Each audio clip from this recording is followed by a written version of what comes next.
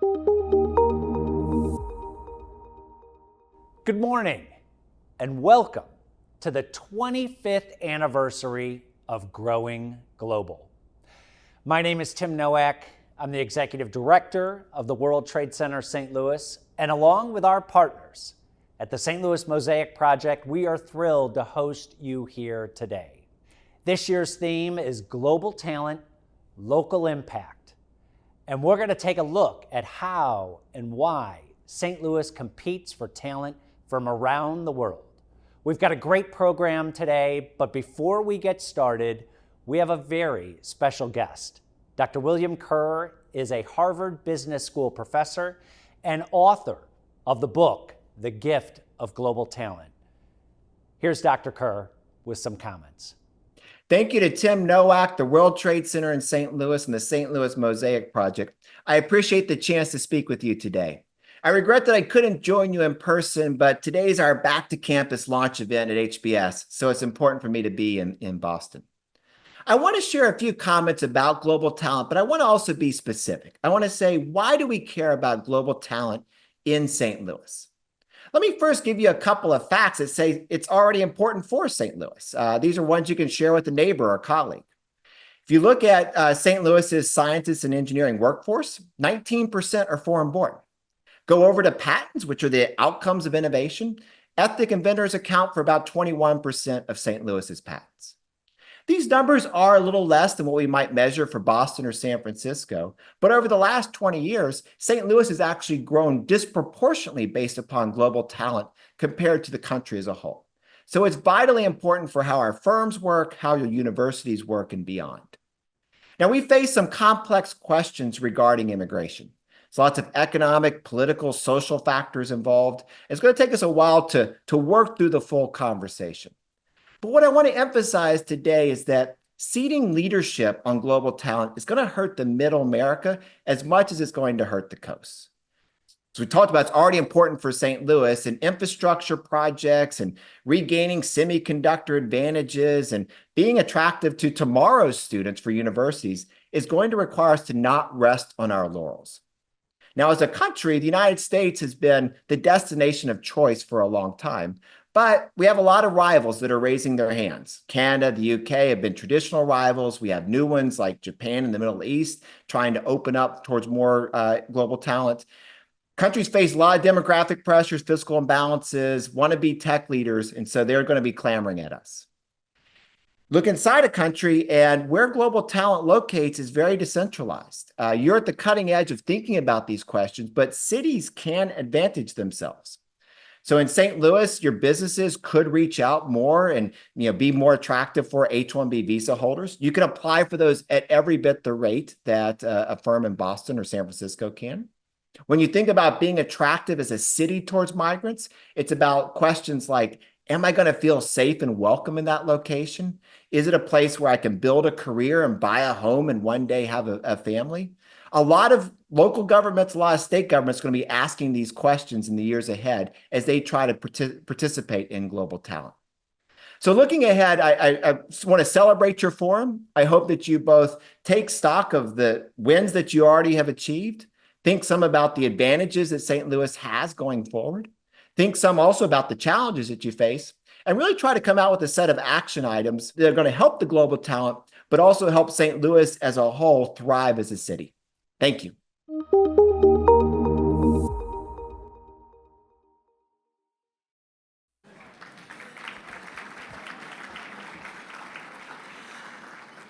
Welcome, everyone, to 2024's Growing Global Luncheon, hosted by the World Trade Center St. Louis. My name is Debbie Monterey, and I am the host of Total Information AM on KMOX. Any KMOX listeners here? Yay! Thank you.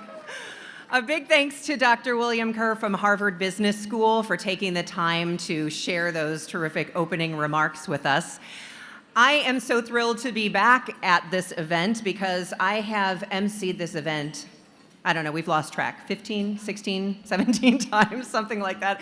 I had to miss the last 2 years because of calendar conflicts, but I am so happy to be here for the 25th anniversary of Growing Global.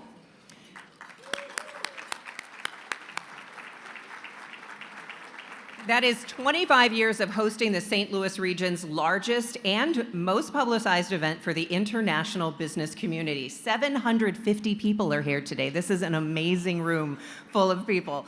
And this year's theme is a very special one. For me personally, for the World Trade Center, for the Mosaic Project team, and for the St. Louis community. Global talent, local impact, fueling regional economic growth. Today, we're going to explore how and why St. Louis competes for talent around the globe. St. Louis is a global city. We have international investors from every continent. We have a growing, thriving, foreign-born community. We have business and university relationships that span the globe. But the global race for talent is on, and there are communities and countries competing for the best and the brightest. So this race is no longer confined to our state neighbors to the north or the south, or even the bustling cities of the east or west coast. Our competition now is global. And it's more important than ever that we win this race. So later today, we're going to hear from 3 business leaders who will share with us a regional and national perspective on global talent and the local impact for our companies and our economy. We will also honor 5 local leaders who truly are the face of global talent in this region. Throughout the program today, you'll also get a glimpse of some of the unique ways that St. Louis is already competing. But before we get to the program and to lunch, it is my honor and pleasure to welcome to the stage the CEO and President of the St. Louis Economic Development Partnership, Mr. Rodney Krim.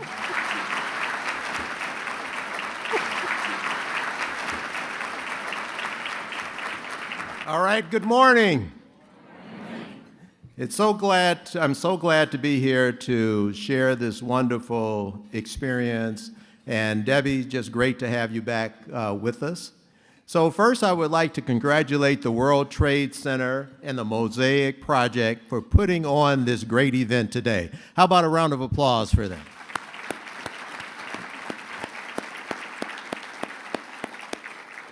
I look forward to hearing from all of our featured speakers, and we have some great ones. I would also like to thank our team and all of you for your collective work in promoting St. Louis on a global scale.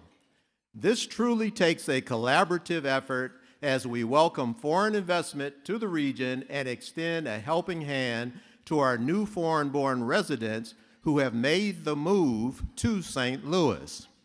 In late 2011, the World Trade Center and the International Institute began working together on programs to support a stronger immigrant base. These initiatives help to ignite a conversation in our organization about the importance of immigration as a solid economic development strategy. The next year, we received a grant from the Kemper Foundation, I saw the Commerce Bank people here, to commission a St. Louis landmark study on the economic impact of immigration, proving the connection between support and attraction of foreign-born talent with economic growth. With the data in hand and strong support from our elected leadership, we formed the first Immigration and Innovation Steering Committee and the beginnings of what is now known as the St. Louis Mosaic Project.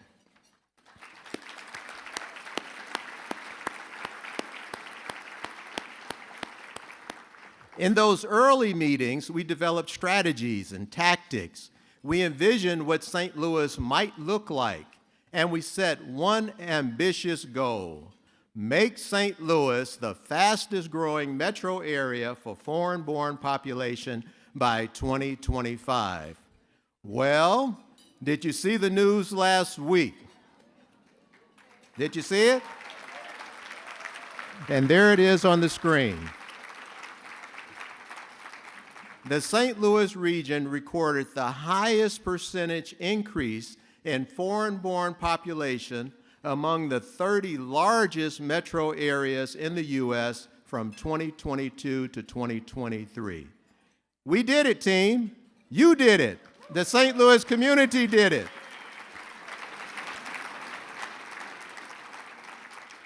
Over the last 11 years, the Mosaic Project and its steering committee of business, education, and civic leaders have supported initiatives that have driven the excellent numbers you just saw on the screen. These include international student support, helping the ethnic chambers, assisting transferred spouses and partners for businesses, and actually creating some marriages out of this, sharing faith communities, and garnering national media stories about the positive, welcoming environment for global talent and new Americans in the St. Louis region. We know there is still much more work to be done, both in support of our foreign-born and the retention and growth of all of our communities. But today, we take a moment to celebrate and thank every one of you for your partnership in this important work. Now, we would not have been able to do this without you, as well as the support of the St. Louis City and St. Louis County, from Mayor Tashara O. Jones and County Executive Dr. Sam Page. And with that said, it is now my honor to welcome to the stage two great supporters of the St. Louis Partnership, World Trade Center, and the Mosaic Project, St. Louis County Executive Dr. Sam Page and St. Louis Mayor's Chief of Staff, Jared Boyd. Please welcome them to the stage.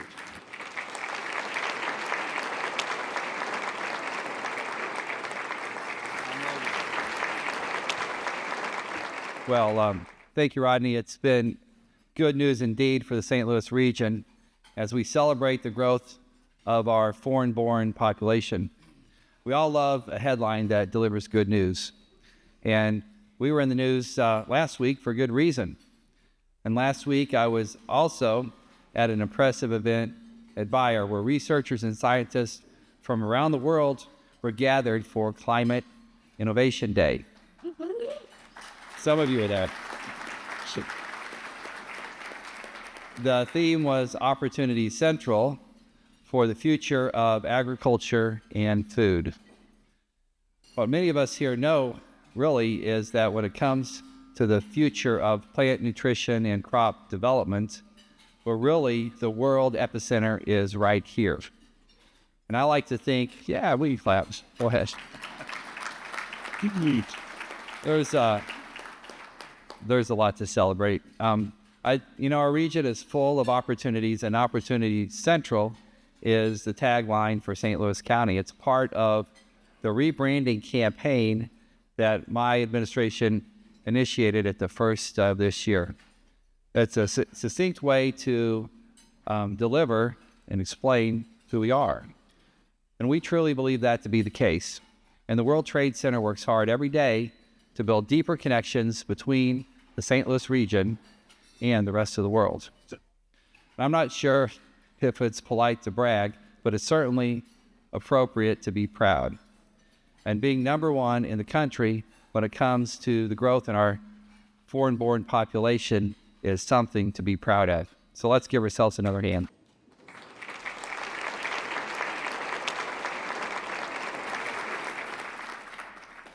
But the work's not over, and it's progress. And I appreciate that so many people have come together to make it happen. So how do we get here? Well, putting out the welcome mat helped, but it's been a lot more than that. And we've been working hard to showcase the region as a welcoming one, assuring new Americans that this is a great place to send your kids to school, to find affordable housing, to find a good job. But the success wouldn't be possible without so many of our great companies, so many that have come to understand the reach and the power of recruiting a diverse workforce and providing job opportunities at all levels of education and experience. And we have great organizations such as the Mosaic Project, helping to foster opportunities and understanding while linking new Americans to the incredibly long list of assets we have in our region. And Tim and the World Trade Center continue to promote our region and build more relationships and all over the world. And I was honored to lead, along with Tashara Jones, a trade mission earlier this year to Montreal. And some of you were on that trip. It was another success and another credit to the World Trade Center. A word of mouth is a powerful tool. Immigrants who locate here often tell their families and friends about us. They're moving here for the jobs, for the education, and for the neighborhoods. The possibilities of success. The more people who become familiar with us, the more people who like us. And so all of you working hard to make a more diverse, more connected, a community more open to new ideas from new Americans, thank you. And let's keep it up. Good afternoon. My name is Jared Boyd, and I have the honor of serving as Chief of Staff to Mayor Tashara Jones, who wishes she could be with you today but is out of town at a conference. I want to thank the World Trade Center, the Mosaic Project, St. Louis Economic Development Partnership, not just for this wonderful event today, celebrating the work that is being done, but to thank them for the work that they do every single day to put St. Louis on the map and compete in the race for global talent and to make St. Louis a more welcoming place for our new Americans. Second, I want to extend congratulations to our honorees today. The mayor has had a chance to work with most of you all in her capacity and knows of the importance of the work that you all do in our community. So as many have said, St. Louis was recently recognized for its fast growth for the foreign-born community, and that is not by accident. That is the direct byproduct of many folks who are in this region who have worked day and night to make St. Louis a welcoming city. So on behalf of Mayor Tashara Jones, I again want to extend my appreciation for all of the work being done by the World Trade Center, the Mosaic Project, and the St. Louis Economic Development Partnership, the companies that are recruiting our talent, and every single person who plays a small part in this work. Lastly, I want to recognize Gilberto Pinella, who leads our Office of New Americans in the city of St. Louis.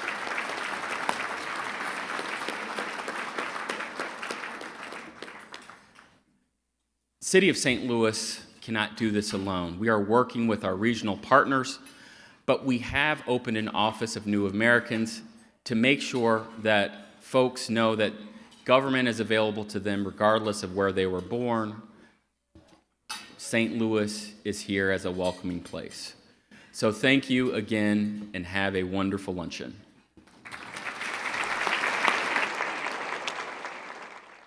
Thank you both for those remarks and for your support.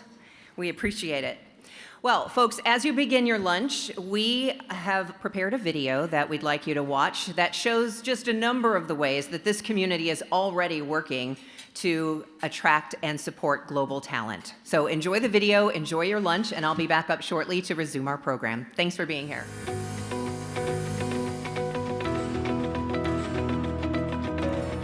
The International Institute creates opportunities for immigrants and refugees. And one of the ways that we do is having a workforce department that prepares our new arrivals through our job readiness, preparing them for interviews, and then connecting their talent to the need that the employers have within the region.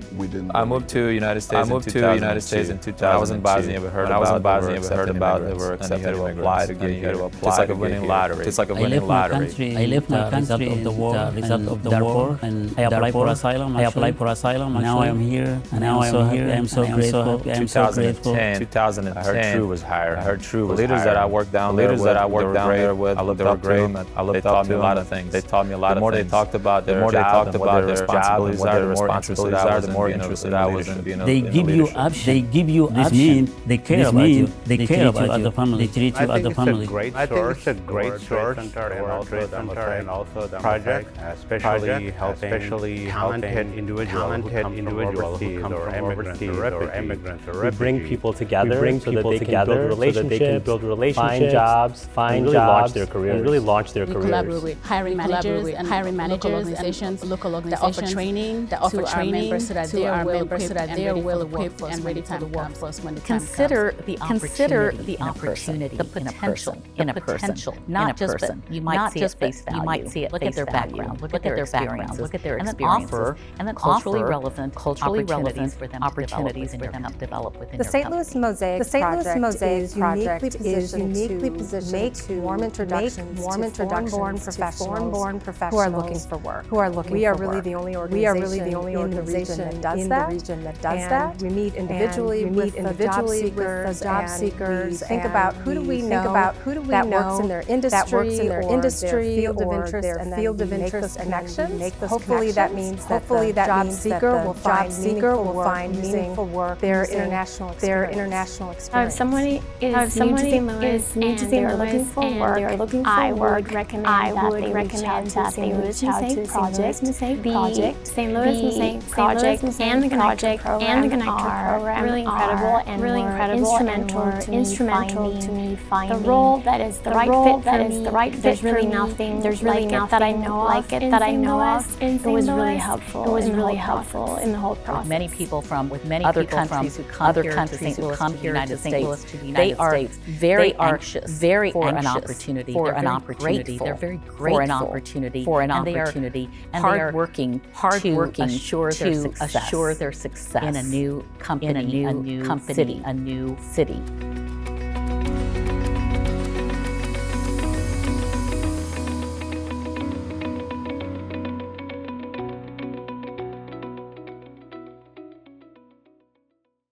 Hello again, everyone. Enjoying lunch, I hope. How about a round of applause for our great wait staff that they're making their way through all of these tables and doing a great job. By all means, please continue eating your lunch and enjoying your dessert, but we know you have places to go, so we want to keep this program rolling. And we wanted to share one more important new program from our friends at Washington University. Take a look. The WashU Continuing and Professional Studies Empowered program is a transformative initiative dedicated to uplifting new Americans, refugees, and immigrants through advanced English development and professional certificates. This program began with a grant from the Missouri Office of Refugees, laying the foundation for what would become a lasting legacy. A generous $10 million endowment ensures that the Empower program will continue to offer hope and opportunity for many years to come. In partnership with the St. Louis Mosaic Project, students are connected with meaningful employment and are thus able to contribute to the economic vitality of St. Louis. The Empower program extends far beyond education. It's an investment in the future of St. Louis. By nurturing global talent, we are enriching our community, driving innovation, and fostering a more inclusive and prosperous region. Celebrate with us as we create a legacy that will shape the future of St. Louis for generations. Isn't that a wonderful program? There is no doubt St. Louis is already sending a clear message that we are a city where anyone can belong and succeed. I have enjoyed working with the World Trade Center and the Mosaic team in planning today's event, and as the international division of the St. Louis Economic Development Partnership, the World Trade Center supports economic growth for the region through a global lens. Now, Tim and the team, they are always talking about the three key ingredients necessary to be a competitive global city: people, trade, and investment. We need talent from around the world. We need our businesses selling their goods in markets across the globe. And we need foreign companies investing in St. Louis. Over the years, this event has highlighted the importance of trade and investment through a variety of different themes. Last year, we explored sports as a catalyst for global connectivity and collaboration when we heard from the leaders of the St. Louis Cardinals, the St. Louis Blues, and St. Louis City SC. This year's theme is focused on the people piece and the workforce needs of our companies and our economy. The World Trade Center and Mosaic Project bring together a strong system of business and government agencies to support a global agenda. While their team may help plan and orchestrate this agenda, it does not happen without every single person in this room today, a dedicated and committed community of business, civic, and elected and educational leaders driving international relationships and thinking beyond our borders. So thank you all for being here today, and thank you for all that you do to connect St. Louis globally. I would like to acknowledge right now some very special people and some of the sponsors who made this event possible. First, let's recognize the World Trade Center of St. Louis Board of Directors. Each member is listed in your program. There are a lot of them, so I'm not going to list them all by name, but take a moment to recognize them. And in addition to our honored speakers today, we have several other special folks with us, including Kevin O'Malley, former United States Ambassador to Ireland, Madeleine Féquier, Consul General of Canada to the United States, Nadia vom Scheidt, State of Baden-Württemberg, Germany, Regina Heiss, United States Department of Commerce, Vivek Malik, Missouri State Treasurer, Elaine Gannon, Missouri State Senator, Cindy Buckheit, Cordway, Missouri Representative, Dennis Gannon, Jefferson County Executive, the St. Louis Economic Development Partnership Board of Directors, and representatives from our St. Louis's 16 sister cities. Yes, 16 of them. And from the St. Louis Honorary Consular Corps. Now, the World Trade Center is grateful for the strong support of many regional companies and organizations, and this year, growing global sponsors include international level sponsors, Bank of America, Bayer, bioMérieux, Boeing, Brian Cave, Leighton Paisner, Flat World Global Solutions, Greater St. Louis Inc., KMOX, Millipore Sigma, Nestle Purina, Regional Arts Commission, the St. Louis Economic Development Partnership, St. Louis Mosaic Project, St. Louis University, Boeing Institute of International Business, and Washington University in St. Louis, and Zeiss. Thank you to all of you. Domestic level sponsors this year include Ameren, America's Central Port and Foreign Trade Zone number 31, Aon, Bunge, Sea-Edge, CSI Leasing, Enterprise Mobility, Maxine Clark and Bob Fox Foundation, Nidec Motion and Energy, Novus International, Omniscope, and United Technologies. Thank you.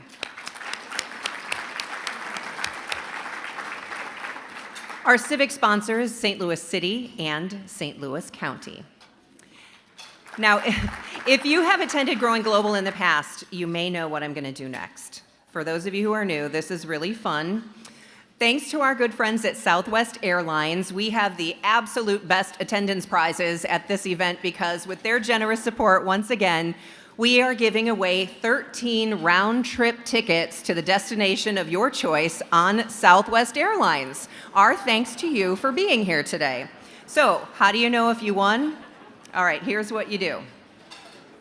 Each of you got a program and this little sheet on your chair, so if you can find that, I know everybody's looking under their chairs now. This piece of paper, if you turn it over and it has a Southwest symbol on it, you are one of 13 winners of a round-trip ticket on Southwest. Ladies and gentlemen, we have many more people who contributed to today's success, and all of our sponsors are identified in your program. The World Trade Center and Mosaic Project say thank you very much.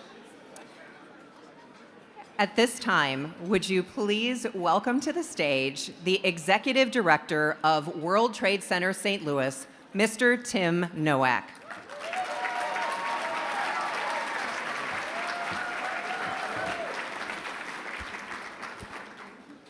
Well, thank you, Debbie. You all make this very, very difficult. We're sitting around the office like, where are we going to hide the logo this year? We have so many repeat sponsors. They all come in looking through the program, trying to find it. Be honest, how many of you came in here looking? No, Debbie, thank you. Is there anything better than that giveaway? Thank you again to our good friends at Southwest Airlines and the connectivity that you bring to this community.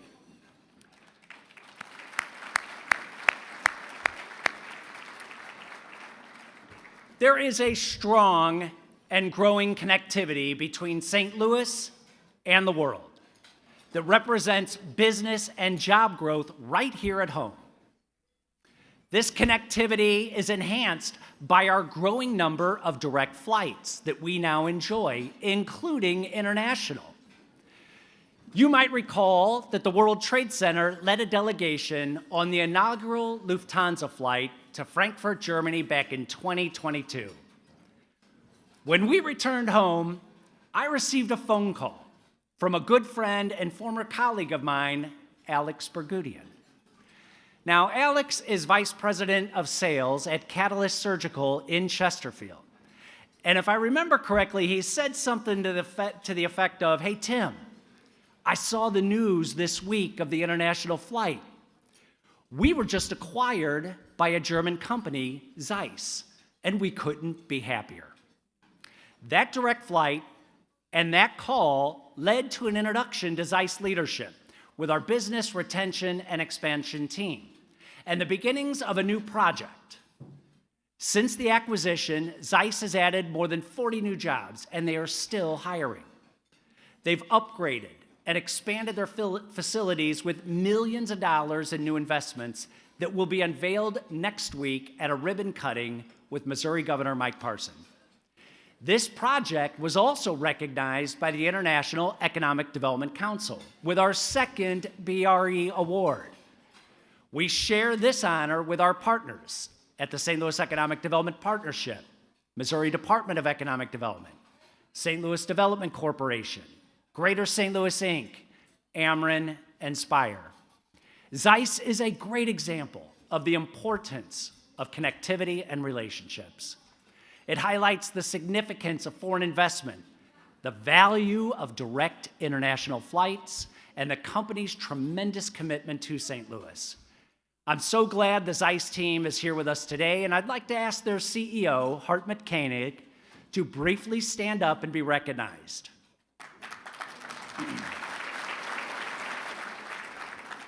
Thank you, Hartmut. It's the power of connectivity that led the World Trade Center to organize a similar delegation on the inaugural Air Canada flight to Montreal in May. What a journey it was.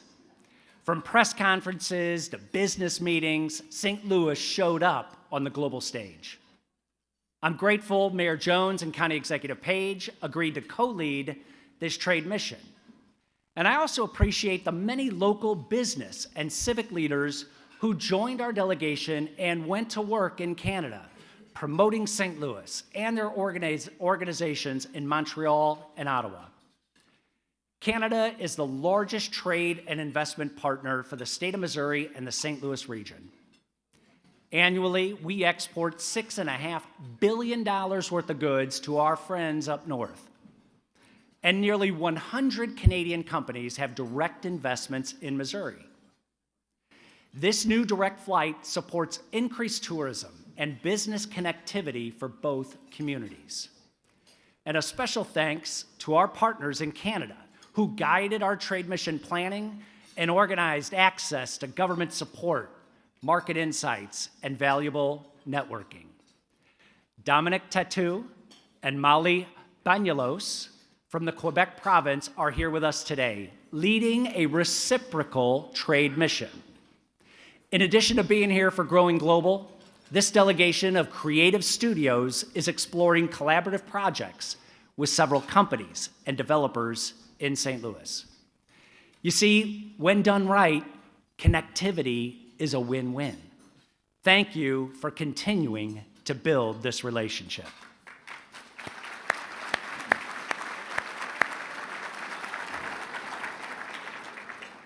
We've seen how connectivity drives successful trade and investment.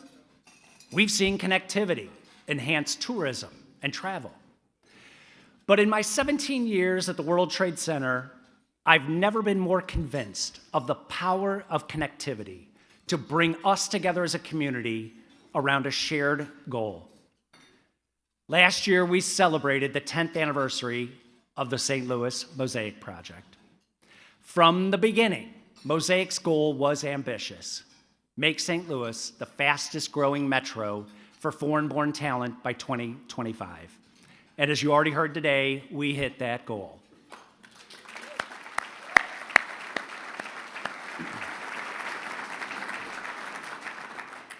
This initiative has always been about meeting the needs of our businesses and growing our region.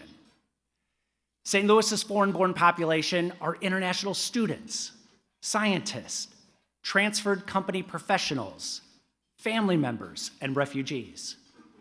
While Mosaic's focus is on creating a welcoming environment for these newcomers, the work is not done alone. More than 50 companies and 125 schools have signed on to support hiring and serving families. 400 work-authorized internationals have been introduced to jobs through our Professional Connector program, and 300 more through the International Institute. With many local partners, we launched STL Para T to support and retain more Latinos to the region.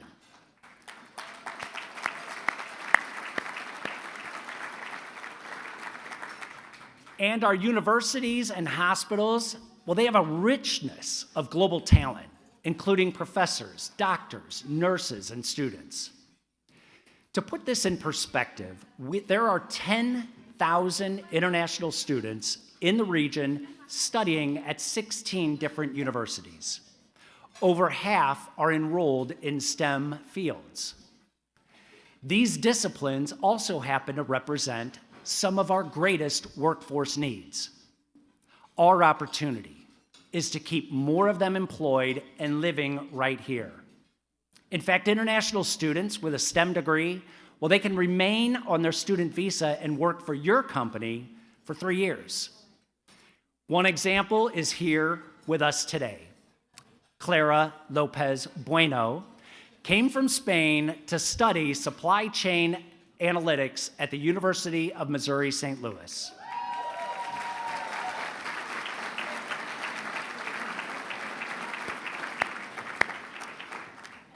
Jorge Rio Pedre, and everybody knows Jorge. Jorge and I were introduced to Clara through the RBC International Mentorship Program and our own Eisenhower Fellowship Network. Through skilled networking and a strong desire to stay in St. Louis, in 2023, Clara secured a summer internship at Worldwide Technology, and that has now turned into a full-time job as Associate Project Manager.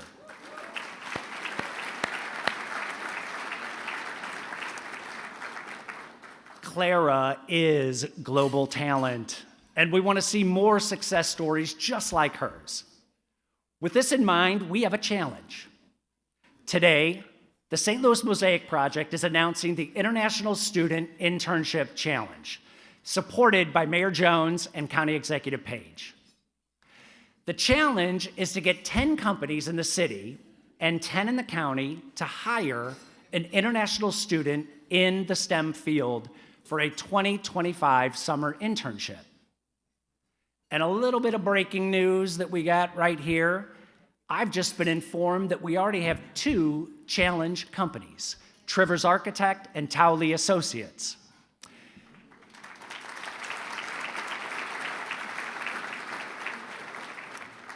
This internship is more than an introduction. It's connectivity that will benefit your company and our community for years to come. If you're interested in being one of the first 20 companies, there are flyers on the table outside the ballroom when you leave with more information and contact details. Challenge company leaders and their interns will also be invited to a special summer reception with the county executive and the mayor celebrating the success of this new initiative. People remain the most important ingredient for any community. Those who can attract and retain the best and the brightest from around the globe are better prepared to compete in a global economy dominated by technology, innovation, and new ideas. So, considering all of this, we couldn't think of anyone better than St. Louis's very own Sam Altman, co-founder and CEO of OpenAI, to share his thoughts on how and why St. Louis competes for global talent. Our own Betsy Cohen recently sat down with Sam to get his thoughts. Take a look. I'm Betsy Cohen, the Executive Director of the St. Louis Mosaic Project of the World Trade Center, St. Louis. I'm being joined today by Sam Altman, founder of OpenAI.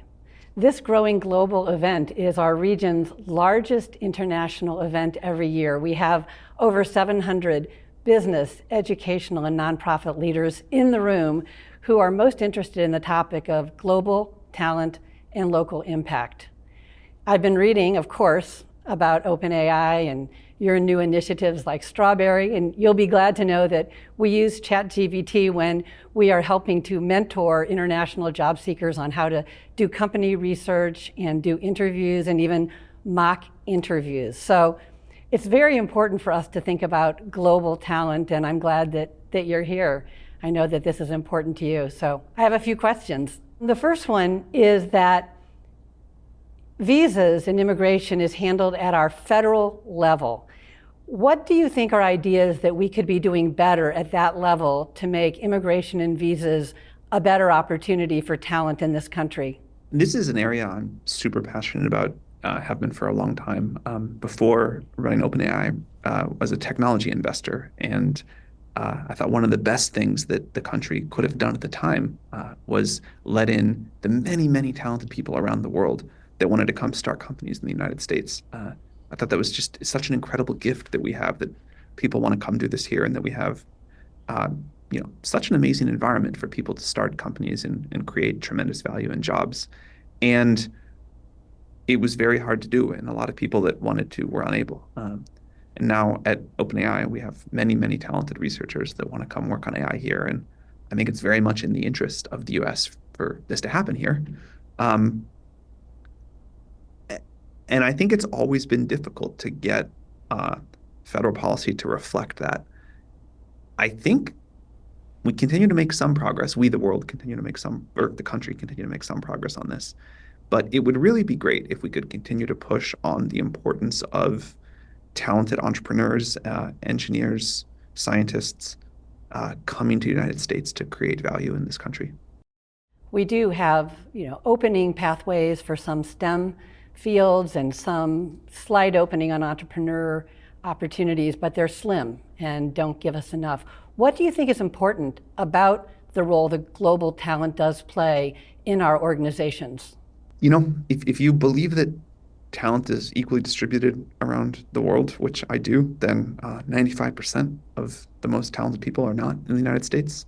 And if you believe that you want the United States to win and succeed and be the leader in the world, then, which I also do, then I think it's critical that we get these people to come be part of our companies and efforts here. For example, I really want ChatGPT to be built as a United States product, built in the United States. And I think that should be obvious that that's important to all of us. And sometimes your company and many others have people all around the world because it's hard to get them here. Do you see any policies in other countries that you think the United States should consider for bringing talent here? Yeah, there's multiple ways to do this, but many other countries make it very, very easy for talented STEM workers to come work there, to start companies there, to be researchers. And there are a lot of systems that can work for this. There's, employer sponsor systems, there's points-based systems, there's degree-based systems, which I don't like as much personally, but I'd be pretty happy with anything. Yeah, I think we have opportunities in all those areas to look at better policies and opportunities for talent to be here and to stay. For the St. Louis Mosaic Project and for our region, we have over 10,000 international students. We have talent here. We look around the world. What do you think that we can in St. Louis do to do a better job of seeking and welcoming and appreciating global talent when we're in the Midwest and people sometimes aren't as open or knowledgeable about how to think about global talent? My impression is that is really changing, and that the appreciation of global talent everywhere is increasing. I think that the pandemic was probably some accelerator for this, but there have been many factors that really have changed how people think about geographic distribution of work and talent. And I think that the trend here is right. It would just be great to accelerate it. Yes, I agree. Accelerating would help all of our small, medium, and large organizations to compete better on a global basis. Any other advice that you have for us in terms of how to attract that global talent, how to welcome global talent, how to make people feel they can be their best if they join our organizations? My take on this is that people do realize that, it won't be the case forever if we don't address it, because I believe America would fall behind. But for now, I think a huge amount of global talent wants to be here. Our problem is making it easy for them to come. But we've done the harder part in some sense. We've created this amazing environment. We do have the environment, and now hopefully we can consider better policies for our country and particularly for us in St. Louis. Thank you so much for spending this time with us, and we greatly appreciate your insights. Thank you, Sam.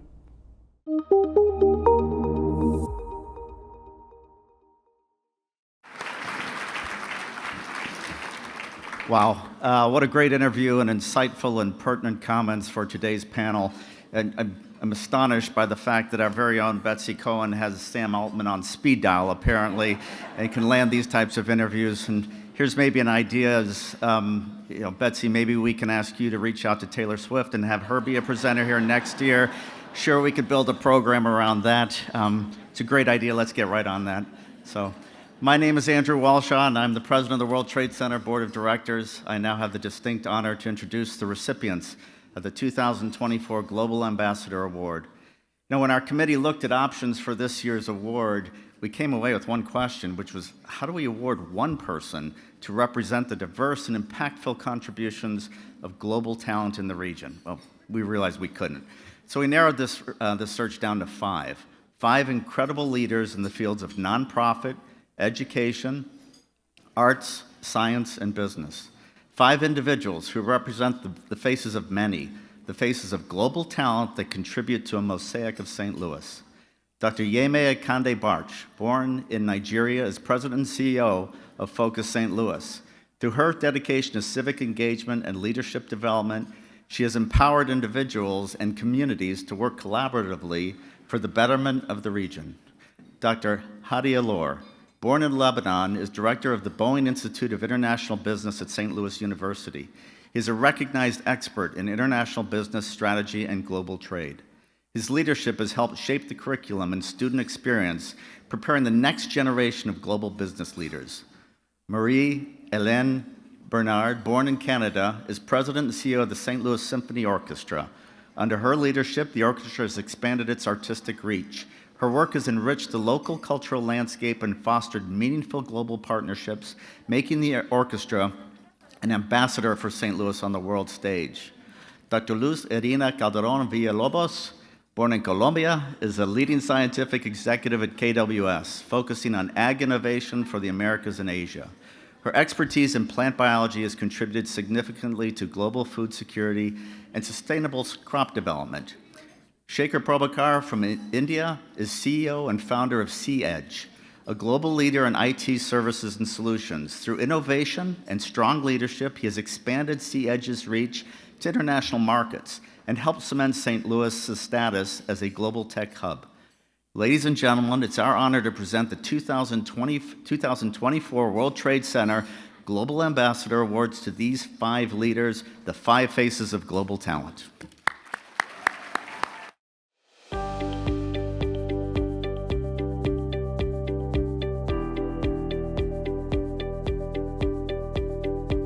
The The Boeing Institute of International Business has a long history of being a wonderful partner in the St. Louis business community. Music is a passion, but also people. People are a passion, and I think music is about relationship, it's about community building. You know, when I look at the future of Focus St. Louis, my approach has always been hope on the horizon. Our alums are the types of alums that are always looking around the corner and anticipate what's coming forth and making sure that inclusivity is central. Being a Colombian German, working for an international company, KWS, who is present in 70 countries, makes me privileged to be in St. Louis. The truth in the matter is, I do have a lot of passion for international business education, and I have a lot of passion for St. Louis City. I've been in St. Louis for 18 years, so St. Louis is home. I love St. Louis. It's not just for, starting the company, but personally, life has been good in St. Louis. We proudly call ourselves STL Made.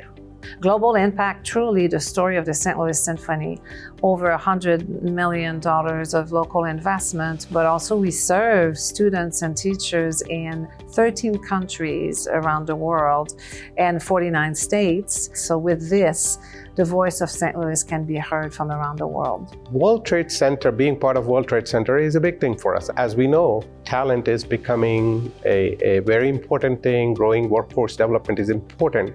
So we have to start considering immigrant talent as well. Our immigrant population is essential to our growth, but also for them to know that there's a cultural sector that is inclusive, that is vibrant, that is encouraging multicultures is truly, I think, a great invitation.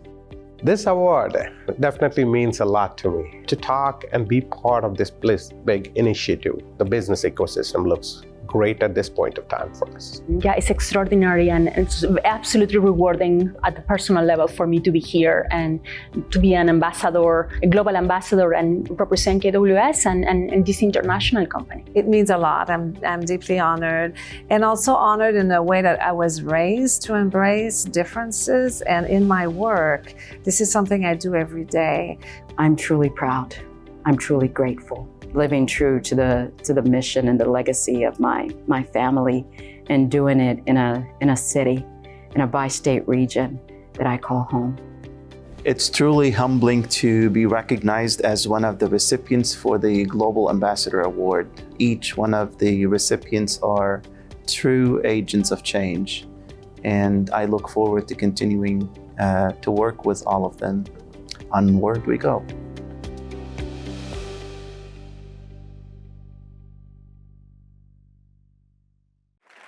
Congratulations to our Global Ambassador Award winners. I would like to right now introduce our featured speakers who will be joining me on stage, and they are Jason Hall, CEO of Greater St. Louis, Inc., Andrea Faccio, President and Chief Growth Officer at Nestle Purina, and joining us from Washington, D.C., and the U.S. Chamber of Commerce is John Basilisi, Vice President of Immigration Policy.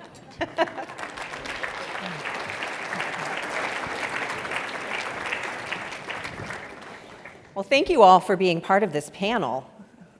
We could probably go all day talking with you about this topic. But Jason, before I get started, I don't know if you all heard this, but it's worth repeating once again the news from last week. I mean, the timing could not have been better with this event coming today, that the U.S. Census Bureau says the St. Louis Metro led the nation with the highest percentage increase in foreign-born population among the country's 30 largest metro areas. And that was not even a little increase. It was 23.2% between 2022 and 23. And that is the largest one-year increase in immigrant population on record for our region. I think that's worth another round of applause.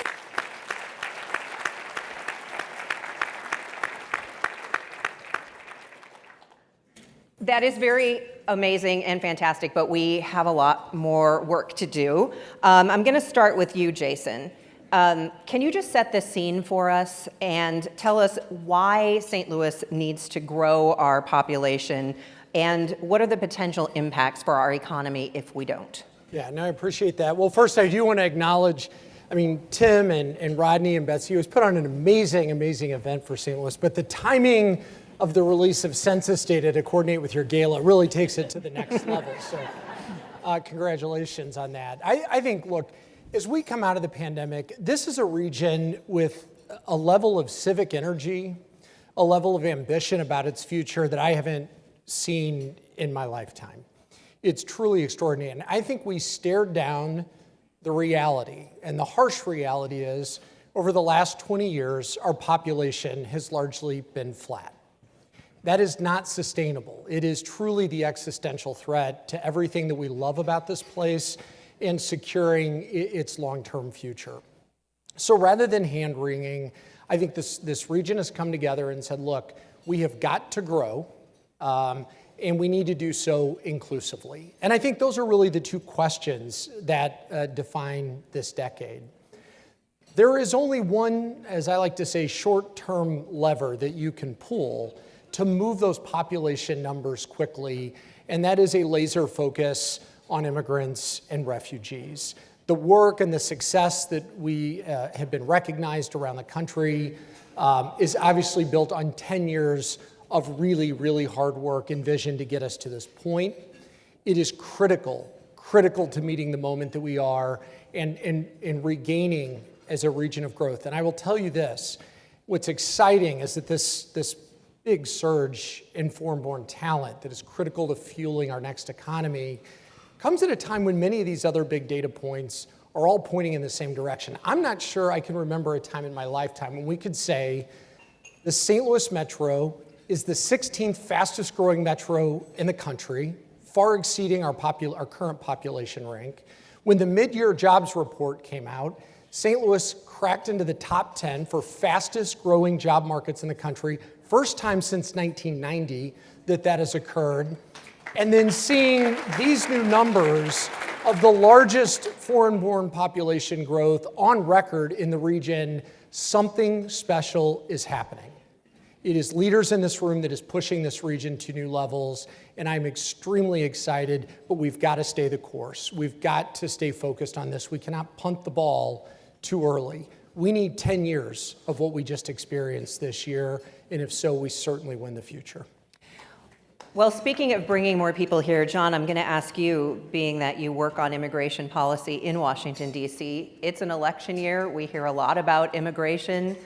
It doesn't seem like a lot is actually happening, though. Can you kind of give us a little lay of the land as to where things stand? Before I answer that question, I want to thank the World Trade Center St. Louis and all the partners here for inviting me here today. Look, it is an election year. Nothing's going to happen between now and Election Day. Depending upon what happens in November, there may be an active lame duck session of Congress. There may be a relatively low activity session of lame duck of Congress. But we are going on 34 years of congressional inaction. And look what it has wrought. Are we surprised that our immigration system isn't functioning well? This is a system, by and large, in terms of how it controls how people come here legally. It hasn't changed since I was 6. I'm not trying to age myself, but it's a long time ago. And, that was a time, I remember going to my dad's office when I was 6. He had his Rolodex for all of his contacts, and his newfangled piece of technology was the IBM PS1 with a whopping 25 hertz, not megahertz, hertz processor, and like maybe 25 megabytes of a hard drive, and his fax machine. American businesses don't operate this way. We have smartphones, we have the internet. Our immigration system is timed, it was designed for an economy that was much smaller and doesn't exist anymore. And our immigration system just hasn't been able to change with the times. And this is why you're having a situation where you have, the way I look at it, you have 2 immigration systems operating in tandem. You have the one that Congress designed 34 years ago. It's slow, it's cumbersome, it's bureaucratic, doesn't meet the needs of business in a timely fashion. You also have the system that's basically operated by the cartels. It's cruel, it's inhumane, it leads to an awful lot of human suffering on the southern border, but it's ruthlessly efficient. And until the federal government gets serious about eating into the cartel's business line, we're going to continue to have these problems today. And it really is a shame that had we been able to reform this during the mid-2000s or in 2013, when I was on Capitol Hill in Senator Rubio's office, things would have been better. Can't say they would have been perfect, but they would have been better. Andrea, you have worked around the world. You've worked in many different countries, and now you're here with us in St. Louis. And as Nestle's Chief Growth Officer, I'm sure you are very familiar with some of the complications in getting people here. But what would you say, why is Nestle interested in bringing global talent? What are the benefits? Okay. First, it's a pleasure to be here. Thank you for the World Trade Center to have this event. And I would say there's two angles from me. I'm a foreigner-born myself, so I'm from Brazil. I've been with Nestle for more than 28 years, and I had the pleasure to work in my home country, in Switzerland, Australia, and now I call St. Louis home here.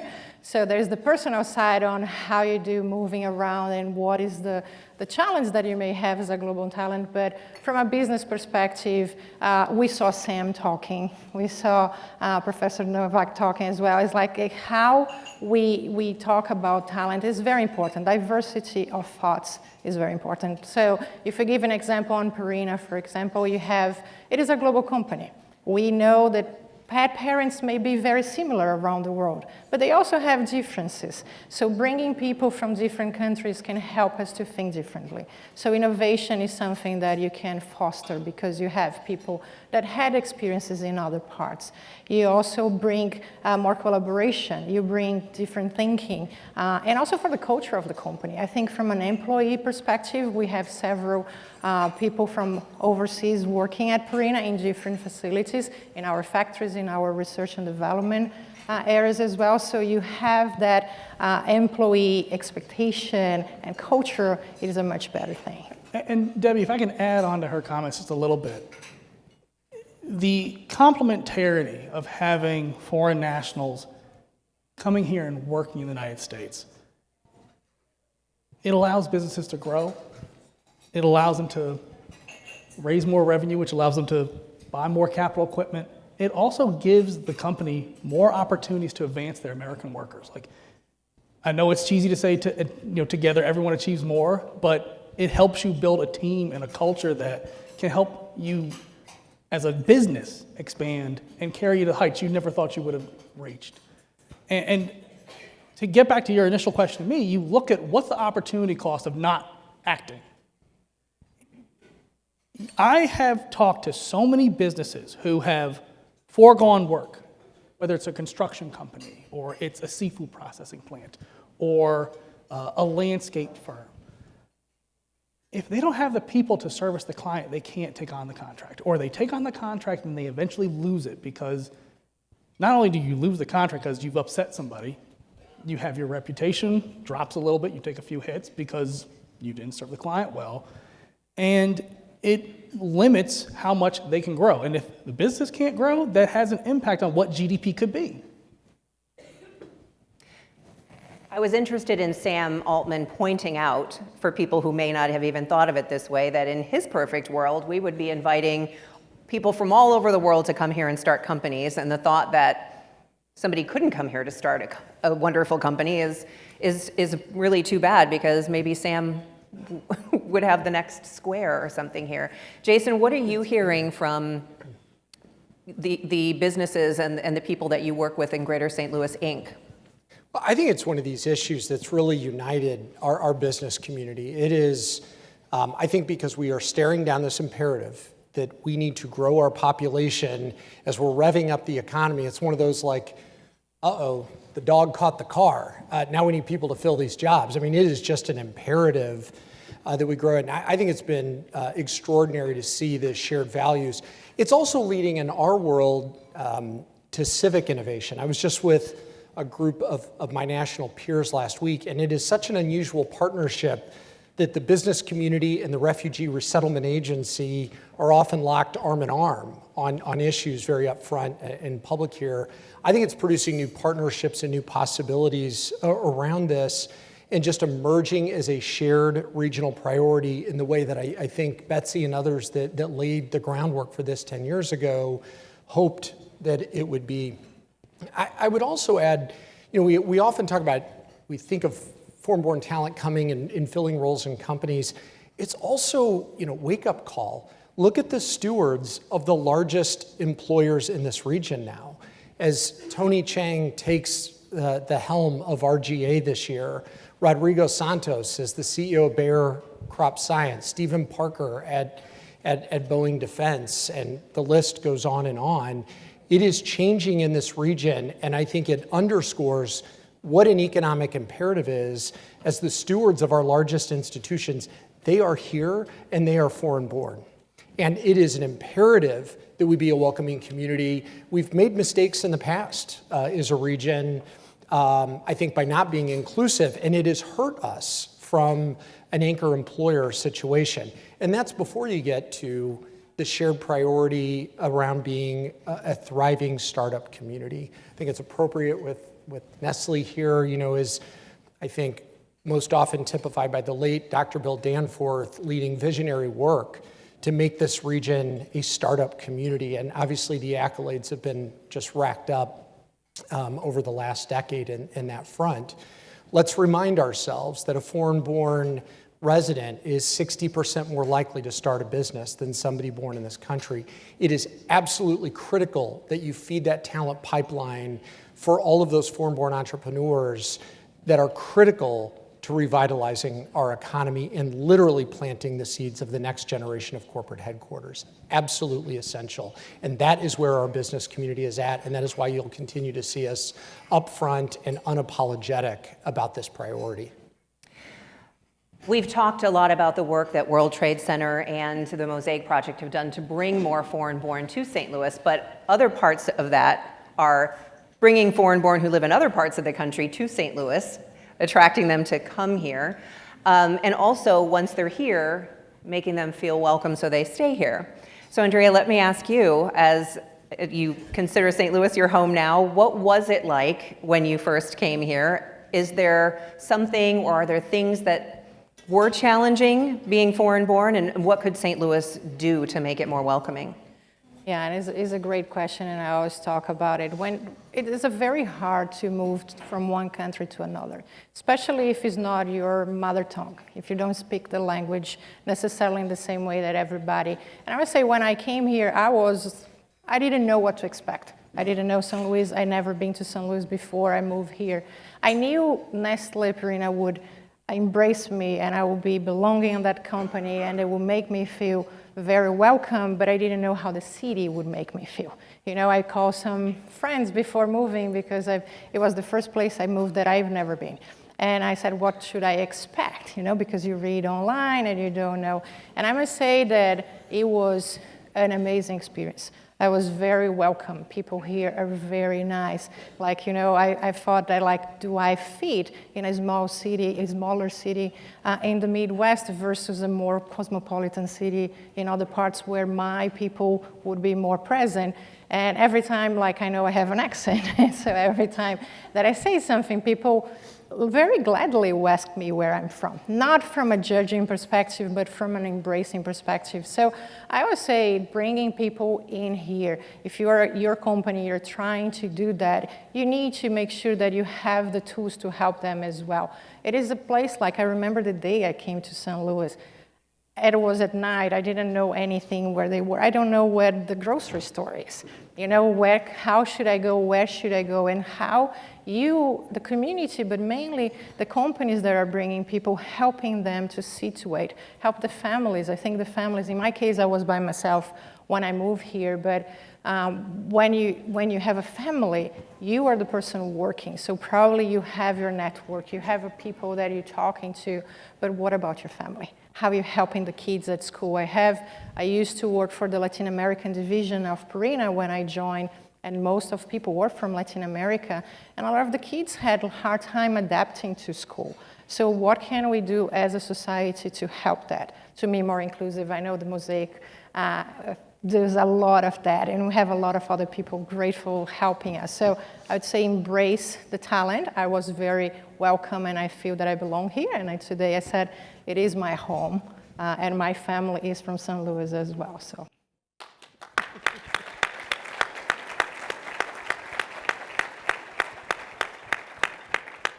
John, we have talked about the difficulties in immigration policy, and Sam Altman also mentioned falling behind, and you said the same thing with, no changes in 34 years. The country is starting to fall behind. What are your thoughts or feelings once we get past this election season, when it's no longer a political football for a presidential election season? Do you think that there is finally the impetus to do something? I feel like a Bills fan waiting for a Super Bowl saying, yes, there is hope. But in all seriousness, just this past week, I was speaking at a roundtable involving Congressman Tom Suozzi, who's a Democrat from New York, and Congressman Morgan Luttrell, who's a Republican from Texas. These are two guys who didn't know each other all that well, but they kicked off a relationship. They're saying, listen, enough is enough. Because the problems that we're dealing with, whether you're talking about border security problems, you're talking about issues that, the struggles that communities have to deal with an influx of people. Growth brings problems too. It's not as if growth is just going to be clean and neat and just honky-dory all the time. But as someone who's from upstate New York, you want to be a place that's growing and not a place that's shrinking. Because when you have a shrinking tax base, it's really tough to operate efficiently as a government entity. I look at those gentlemen and the people that they're bringing together to try to build a coalition to say, listen, it's time to get serious about securing our border. It's time to get serious about what types of changes do we need to have to our asylum system, because it's a significant contributing factor to what we're dealing with on the borders, the way the asylum system is being, having roughshod ran over it, to be honest. But getting back to an earlier point, because you have a system that is so antiquated, it's not meant to deal with situations like this.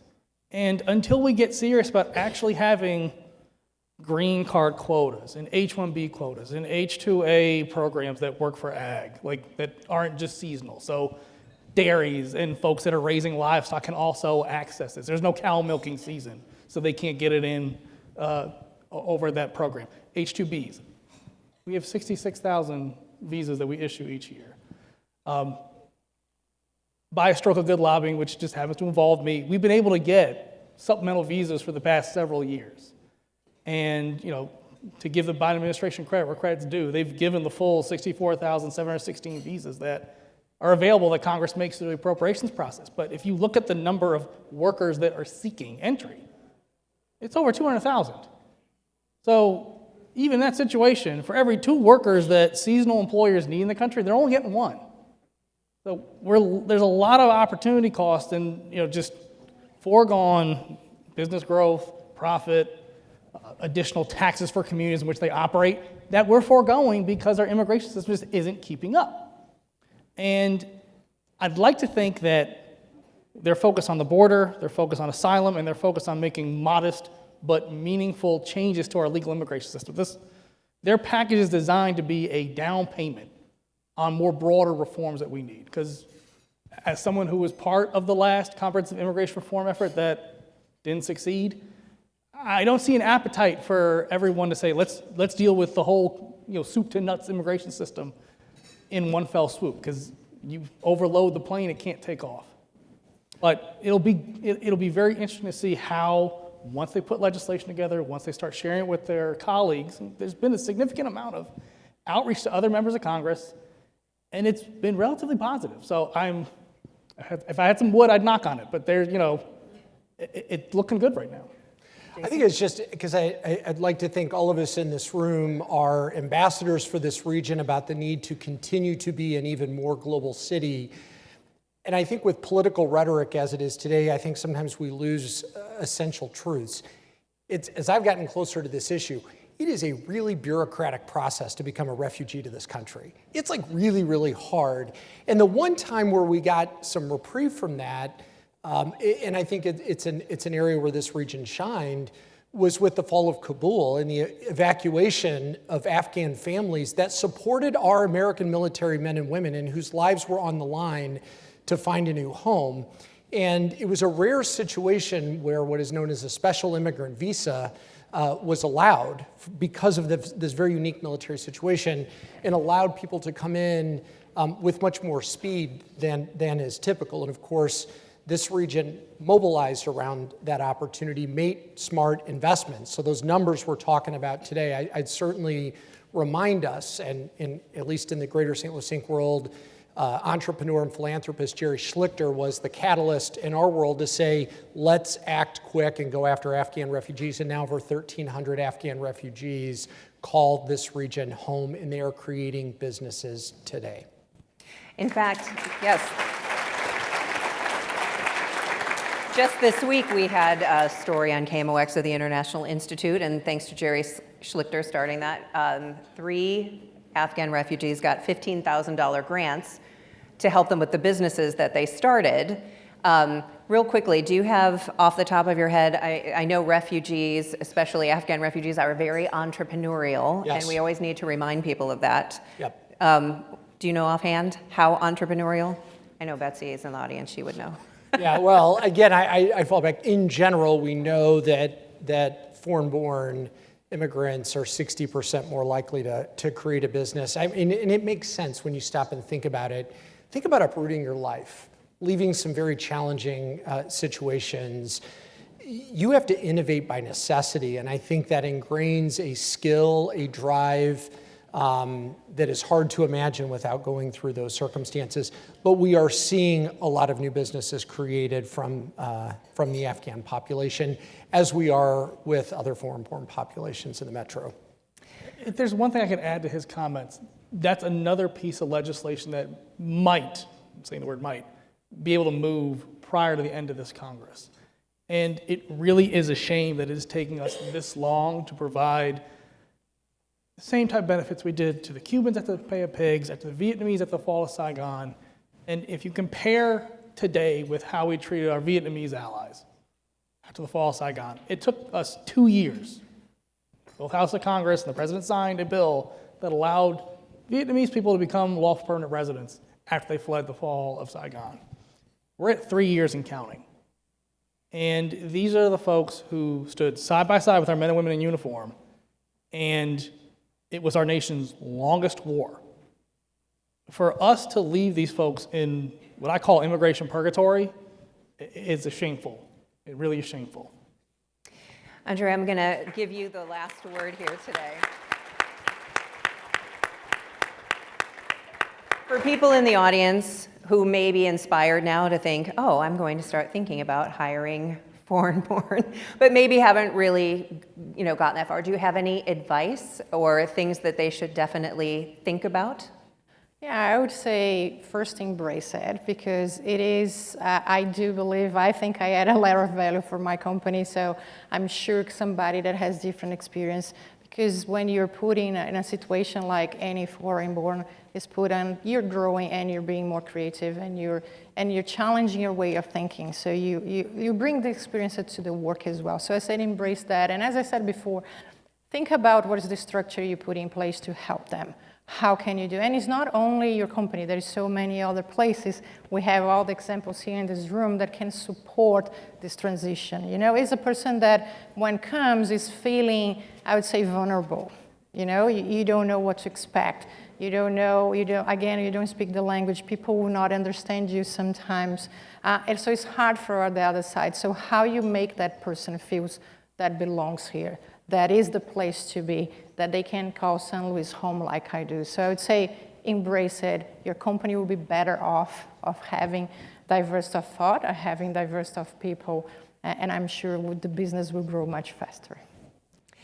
Jason Hall of Greater St. Louis Inc., Andrea Faccio with Nestle, and John Basilisi, thank you all for being part of this panel today. It was very informative. Round of applause.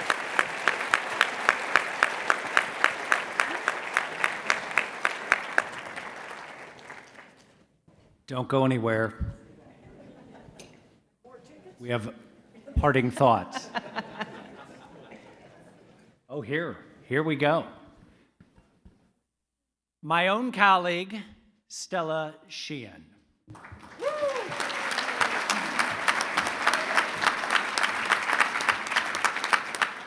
Thank you, Tim.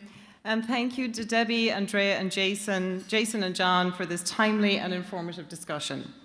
We have a small gift for each of you. The glass bowls that Tim is handing out were handmade by local artists at St. Louis's very own Third Degree Glass Factory, as was the Global Ambassador Award presented earlier.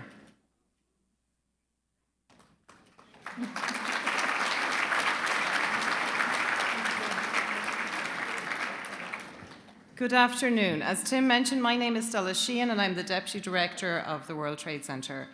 Those of you that know me know that I'm usually behind the curtain for this event. And truth be told, that's where I'm most comfortable for many of the 14 years I've been involved in helping to produce Growing Global. But when Tim asked me this year to consider closing the show, I was truly honored, as the topic is so very close to my heart, and I found myself agreeing to come out from behind the curtain. Thank you.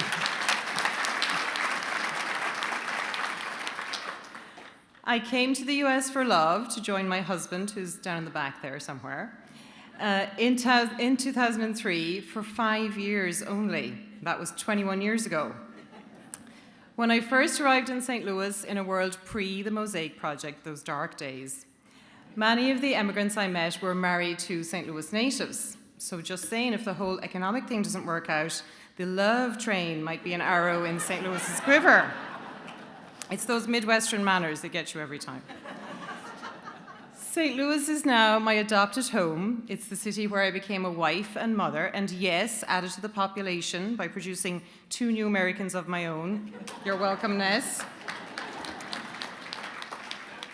Edward Roberts, the founder of MIT's Entrepreneurship Center, said to emigrate is an entrepreneurial act. I have to admit, I totally underestimated the impact of the transition to living stateside. Having lived in several different European countries, I thought I was more than ready to adapt to my new home. And I was very fortunate. I had a ready-made support network in the form of my husband's family and friends. And despite a few differences in terminology and whatever Sean Mullins tells you, I spoke the same language. I remain in awe, however, of all those who make the transition because they have to, do not know anyone here, and have to learn the language. They embody that true entrepreneurial spirit. Our commonality lies in navigating our new home. St. Louis is to us a melting pot in that great American tradition where we can meet other immigrants, like my WTC colleague, Annie Mbale, who herself just produced one of St. Louis's newest Americans. We got you, Ness. A place where we can start up, stand out, and stay, as Jason's organization, GSL, reminds us. As another of my colleagues and the author of Welcome to the USA, You're Hired, Betsy Cohen, likes to say, and yes, that was a shameless plug for her book, finding gainful employment is so much more than just a job, and that has certainly been the case for me. I've been truly blessed to work alongside an inspirational, dedicated, and committed team of professionals in the form of our President and CEO, Rodney Krim, our Executive Director, Tim Nowak, and our fabulous WTC team of Sean Mullins, Suzanne Sierra, Susan Spitz, Karen Gentles, and of course, Annie Mbale, and all of our terrific colleagues at the St. Louis Economic Development Partnership. Finally, we're nearly there, I promise. Finally, to my husband, Patrick. You are the reason I am here and my cheerleader in every exciting endeavor. Thank you, darling, for taking a chance on a Galway girl and for sharing your life and your city with me. But let's not forget who moved continents for whom. Like my mother's ever going to let you, let's be honest. There is an old Irish proverb which reads, Ar sca a chéile a waramid, which roughly translates to, in the shadow of each other we blossom. I feel as though that truly applies to my life and to the lives of my fellow immigrants in St. Louis, and I thank you from the bottom of my heart.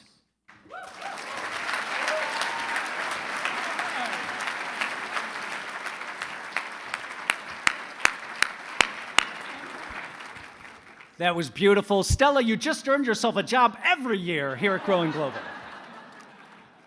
Well, that concludes our program today. Many thanks again to our incredible featured speakers, our incredible award winners, our fabulous longtime MC, Debbie, and all of you for joining us here today. There is a I'm supposed to tell you, there's a parking pass somewhere in your badge, so you're gonna need that to get out. Thank you again for being here, and we will see you again next year at the Ritz.